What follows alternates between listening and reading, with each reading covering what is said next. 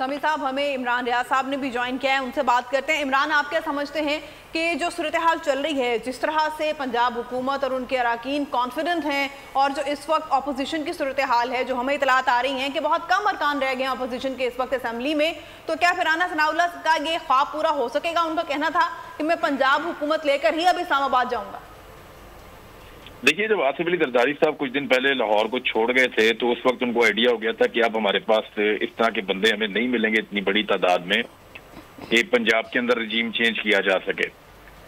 और दो चीजों को इस वक्त लोगों ने शिकस्त दी है। एक, खौफ को भी शिकस्त दी है। वो जो ताकतवर लोगों के टेलीफोन आते हैं और वो चीजों को मैनेज करते हैं, उनका भी मुकाबला किया पंजाब असेंबली के अरकान ने। एमपीए को इतना तगड़ा आदमी नहीं होता, वो एक टेलीफोन की मार होता है पाकिस्तान में, लेकिन अभी पहली मर्तबा हम ऐसा देख रहे हैं कि वो डट गए हैं। दूसरा, उन्होंने जो पैसे की चमक है उसका भी मुकाबला किया है। और पीटीआई के अंदर अच्छी खासी छांटी हो गई थी जब 25 बंदे तोड़ लिए थे इन्होंने हमजा शहबाज के लिए, जब शुरू में तोड़ लिए थे, जिनमें से 20 नशिस्तों के ऊपर दोबारा इलेक्शन हुआ था और जो मखसूस नशिस्तें थी वो पाकिस्तान तहरीक इंसाफ को वापस मिल गई थी, उनकी नई खवातीन को। तो ये जो चमक है उसके पीछे भी नहीं गए, खौफ की वजह से भी, खौफ का बुत भी इन लोगों ने तोड़ा है। अब मेरी इतला के मुताबिक कुछ 4 लोग हैं जो पाकिस्तान तहरीक इंसाफ से दूर गए हैं, जिनमें एक मोमिना वहीद है, खातून, रुकन असेंबली और मखसूस नशिस्त के ऊपर ही आई थी। इनके अलावा दोस्त मजारी जो डिप्टी स्पीकर थे वो पहले ही आपको पता है उधर जा चुके हैं।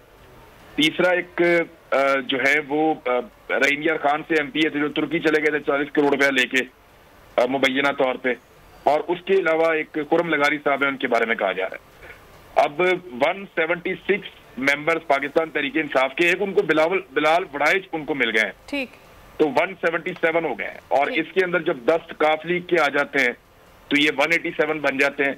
अगर ये स्ट्रेंथ अभी पूरी कर देते हैं और एतमाद का वोट ले लेते हैं तो सुबह अदालत में भी पीएमएलएन के पास कुछ नहीं होगा। वो कोई अदालती तरीकाकार बनाने की कोशिश करेंगे कि जी इन्होंने एतमाद का वोट क्यों लिया।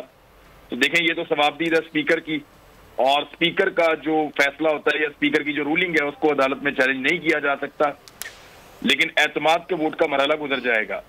अब जो बड़ा सवाल पैदा हो जाएगा, अगर तो ये एतमाद का वोट अभी ले लेते हैं और कानूनी तौर पर यह तकाजा पूरा कर लेते हैं और सुबह अदालत में जाकर बता देते हैं कि जनाब ये एतमाद का वोट है और ये परवेज इलाही साहब ने हासिल कर लिया है, और अदालत उसको एज इट इज एक्सेप्ट कर लेती है कि ठीक है ये कानूनी प्रोसीजर है, ये मुकम्मल हो गया है, बड़ा सवाल उसके बाद एक पैदा होगा कि क्या उसके फौरन बाद पंजाब असेंबली तहलील कर दी जाएगी और साथ ही खैबर पख्तूनख्वा असेंबली भी तहलील कर दी जाएगी, या अभी कोई और फार्मूला दिमाग में चल रहा है इमरान खान साहब के या परवेज इलाही साहब के।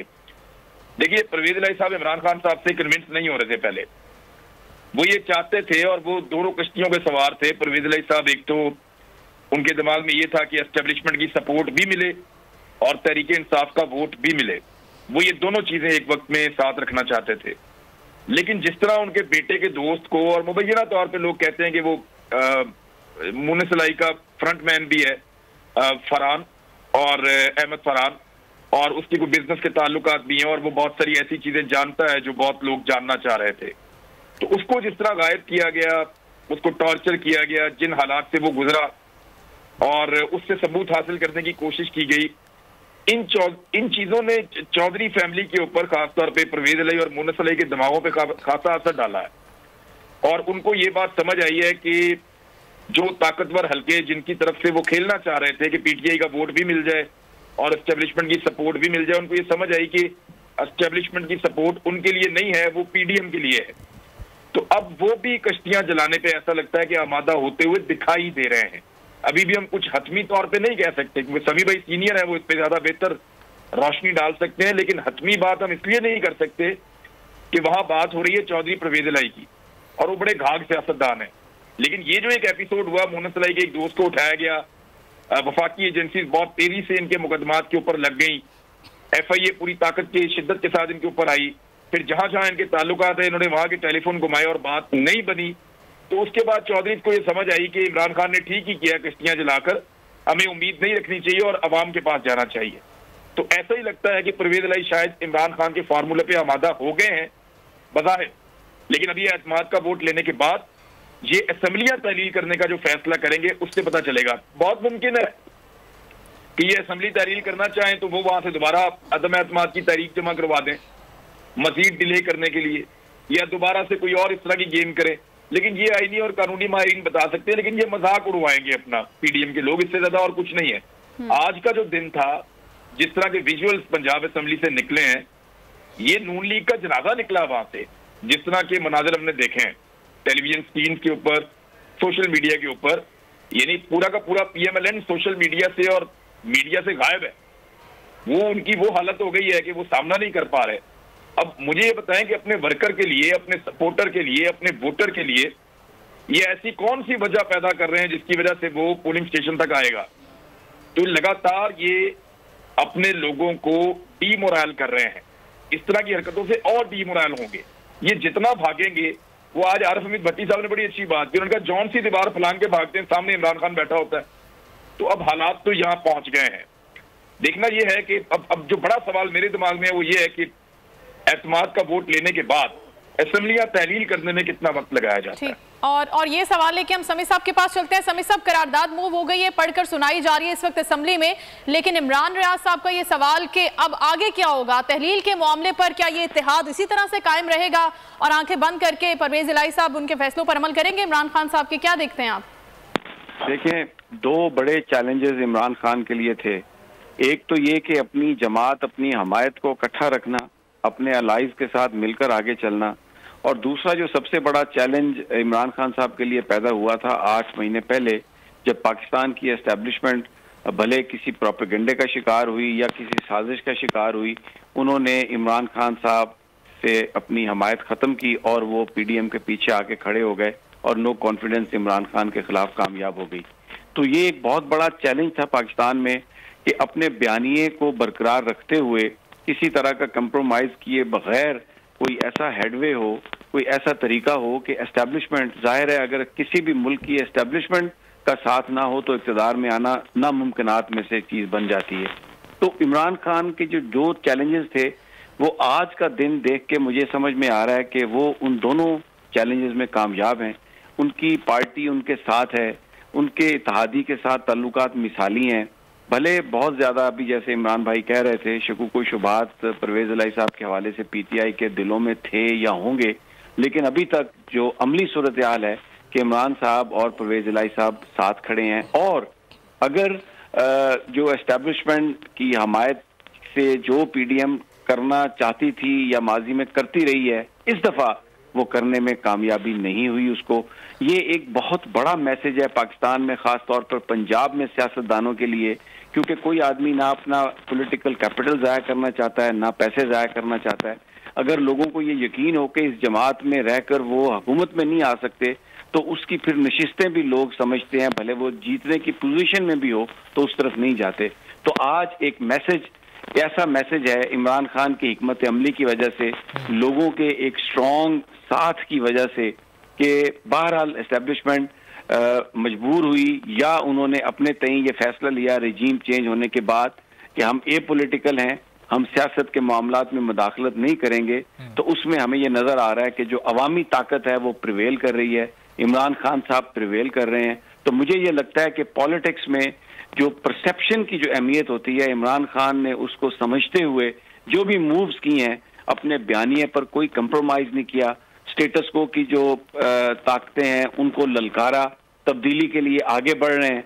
और आज का दिन एक बड़ी विन विन सिचुएशन है इमरान खान के लिए, पीटीआई के लिए, पाकिस्तान के लोगों के लिए। और इसमें मायूसी जो है वो सिर्फ और सिर्फ उन ताकतों को है जो साजिश के जरिए इक़्तिदार में आई, जैसा बिलावल भुट्टो अपनी तकरीर में कहते थे कि इमरान खान को हटाने की साजिश जो है वो बिलावल हाउस में तैयार हुई थी, वाइट हाउस में तैयार नहीं हुई थी। तो अब ये मियां असलम और राजा बशारत ने करारदाद पेश कर दी है, अब इस पर वोटिंग होने वाली है और परवेज इलाही भी ऐवान में मौजूद हैं। पूरे जो लोग हैं वो रिक्वायर्ड जो तादाद है वो मौजूद है। तो ये एक पाकिस्तान के लोगों के लिए, पंजाब के लिए, इमरान खान के लिए, इमरान खान के इत्तेहादियों के लिए, जो लोग तब्दीली चाहते हैं, वो पाकिस्तानी जो तब्दीली की तरफ नजरें जमाए बैठे हैं, इमरान खान को देख रहे हैं, उन सब के लिए आज फतह का दिन। सही। और समी साहब, जाहिर है कि इस वक्त ऐवान में हो क्या रहा है, वहाँ की भी थोड़ी अपडेट्स ले लेते हैं। आप और इमरान साहब हमारे साथ ही मौजूद हैं। अखलाक बाजवा, बताइएगा कि इस वक्त जाहिर है करारदाद को पढ़कर सुनाया गया है, अब वोटिंग का तरीकाकार तमाम अरकान को समझाया जाएगा, कितना वक्त लगेगा इस वोटिंग में, फिर इसकी गिनती में, और कब तक ये अनाउंसमेंट हो जाएगी कि एतमाद का वोट लेने में परवेज इलाही कामयाब हो गए?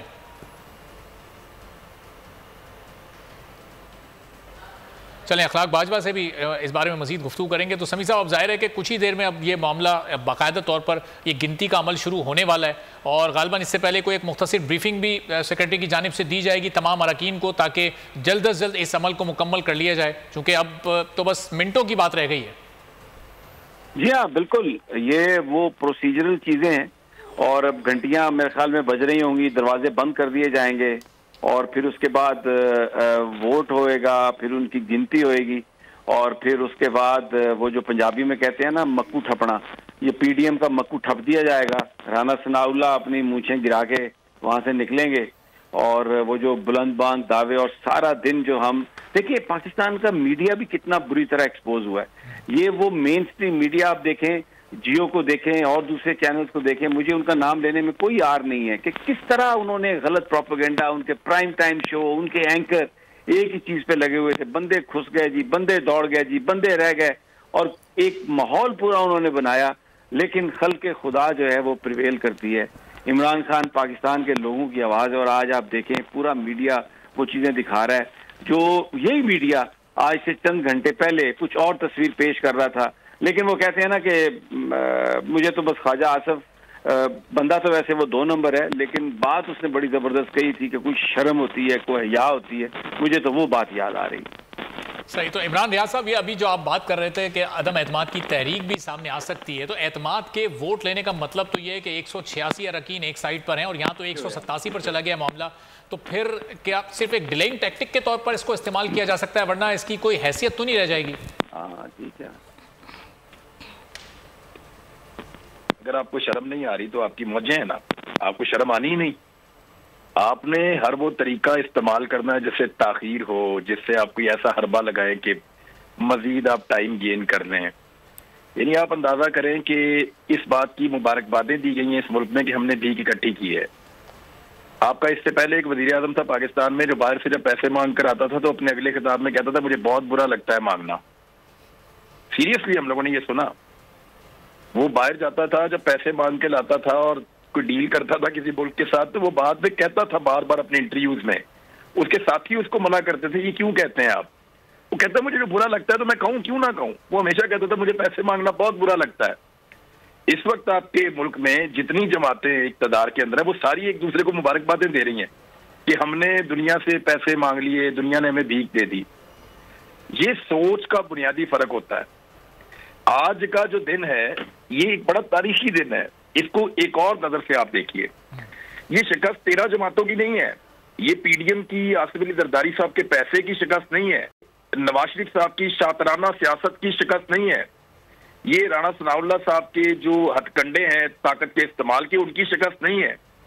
ये शिकस्त उन ताकतवर हलकों की है जिनके एक टेलीफोन से हमारा मीडिया सहम जाता है, जिनके एक टेलीफोन के ऊपर किसी भी शख्स को उठा लिया जाता है, जिनके एक पेशी के ऊपर वो किसी को बुला लेते हैं तो उसके बाद उस बंदे की टांगे कांप जाती हैं और वो अपना बयान वापस ले लेता है, जिनके एक लिखे हुए हुक्म के ऊपर पूरे पाकिस्तान के अंदर किसी भी शख्स पे दर्जनों मुकदमे हो जाते हैं, समी भाई पे हुए हैं, और जिनके एक इशारे के ऊपर एमपीएस और एमएनए इधर से उधर हो जाते हैं, वफादारियां तब्दील हो जाती हैं। आज उनका सारा जोर किसी काम नहीं आया, एक भी एमपीए वो नहीं तोड़ पाए, वो किसी को, यानी वो उन्होंने छोटा सा टारगेट था जो पूरा करना था, उनसे नहीं हुआ। इसका मतलब है कि ये मुल्क बदल रहा है, यहां खौफ के बुत टूट रहे हैं।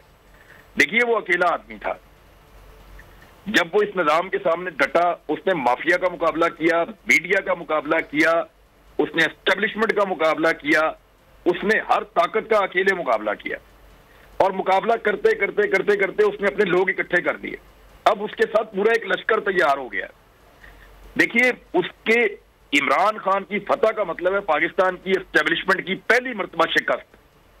क्योंकि आज तक पाकिस्तान में कोई हुकूमत इक्तदार में नहीं आई, कोई पार्टी इक्तदार में नहीं आई जब तक कि उसने एस्टेब्लिशमेंट से डील नहीं कर ली। हमेशा डील के नतीजे में कोई ना कोई पार्टी इक्तदार में आती है। ये पहली मर्तबा हो रहा है। अगर इमरान खान इक्तदार में आ गया तो ये एस्टेब्लिशमेंट की शिकस्त हो जाएगी। अभी भी मैं आपको एक चीज बताऊंगा कि इमरान खान के लिए आसान नहीं होगा। ये आज की फतह उनको, उनकी पार्टी को बहुत ऑक्सीजन देगी, लेकिन उनकी जान को खतरा है। उन्हें मारने की भी कोशिश की जाएगी, रास्ते से हटाने की भी कोशिश की जाएगी। अल्लाह रब्बुल इज्जत की जात है सबसे बड़ी और बचाने वाली, लेकिन ये ताकतवर एस्टेब्लिशमेंट, इसके इंटरेस्ट बहुत बड़े हैं, कॉर्पोरेट इंटरेस्ट बहुत बड़े हैं इस मुल्क के अंदर। ये कभी भी ऐसे आदमी को नहीं आने देंगे जिससे इन्हें खदशा होगा कि वो इनके इंटरेस्ट के रास्ते में आ जाएगा। तो मुझे ऐसा लगता है कि इमरान खान को रोकने के लिए अभी मजीद काम किया जाएगा। ये इस मौके के ऊपर एक शिकस्त तो हुई है, लेकिन इसको भी एक सबक के तौर पे वो लेंगे। देखिए, इंडिया और पाकिस्तान के अंदर एक बड़ा छोटा सा फर्क है। वो आज एक दोस्त बता रहे थे, इंडिया में 14 वज़ीर आज़म आए हैं जब से भारत वजूद में आया, और पाकिस्तान और भारत एक ही वक्त में वजूद में आए थे 47 में। इंडिया में 14 वज़ीर आज़म आए हैं, पाकिस्तान में 31 वज़ीर आज़म आए हैं। इंडिया में 30 आर्मी चीफ आए हैं, पाकिस्तान में 17 आर्मी चीफ आए हैं। इंडिया के अंदर वजीर आजम फैसला करता है कि आर्मी चीफ कौन होगा और कब तक रहेगा। पाकिस्तान में आर्मी चीफ फैसला करते हैं वजीर आजम कौन होगा और कब तक रहेगा। ये हकीकत है। परवेज मुशर्रफ साहब ने ये किया, ज़ियाउल हक ने ये किया, जनरल बाजवा पे नवाज शरीफ और इमरान खान दोनों ने यही इल्जाम लगाया। तो ये इन चीजों का फर्क है। ये पाकिस्तान को पीछे लेकर जाता है। हमें इसमें से निकलना है, और यही असल पाकिस्तान की लड़ाई होगी जो पाकिस्तान की आवाम को जीतनी है। 2022 बहुत सारे तोहफे भी देखे गया पाकिस्तान की आवाम को। पाकिस्तान की आवाम को एक तोहफा ये दिया कि आवाम को पता चल गया कि पाकिस्तान का मीडिया क्या है। साल 2022 में सबसे ज्यादा देखे जाने वाला चैनल बोल न्यूज रहा नंबर 1। हमने बहुत सारे शोज और ट्रांसमिशंस की, पूरा साल मुसलसल जदोजहद में निकल गया कि ये वोट ऑफ कॉन्फिडेंस के पीछे कौन लोग थे। तोड़े रेटिंग के सभी रिकॉर्ड। सोशल मीडिया पर भी सबसे ज्यादा तेजी से 2.4 बिलियन व्यूज का संगे मील अबूर किया। एंकर्स को भी आवाम में सबसे ज्यादा मकबूलियत मिली, और सोशल मीडिया पर भी बोल रहा सब पर भारी। सब्सक्राइब करें और बेल दबाएं ताकि कोई खबर रह न जाए।